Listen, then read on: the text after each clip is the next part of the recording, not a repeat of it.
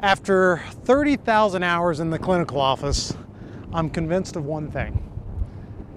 Couples struggle significantly because of resentment that is built up in their heart and a lack of forgiveness over things that have happened long before I ever see them in the clinical office.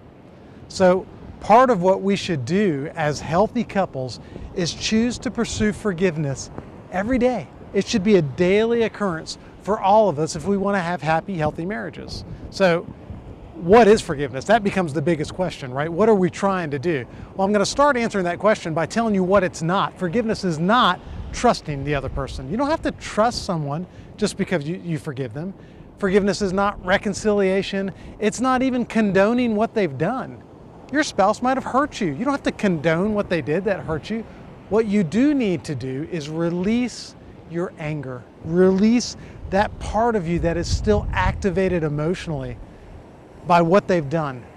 And you have to allow yourself to just surrender that. Now, I talk a lot with folks in the clinical office about the difference between transactional interactions and grace and mercy oriented relationships.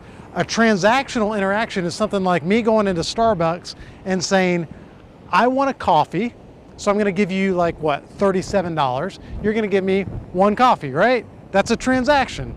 I get what I deserve from you at Starbucks.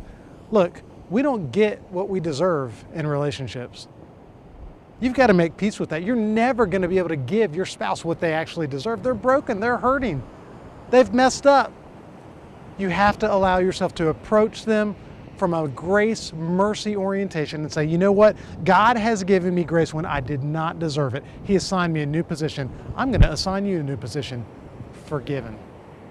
Trust me, as you extend forgiveness to your spouse and as you allow yourself to daily start engaging that process of forgiveness, you're going to find that your marriage is happier and healthier than ever.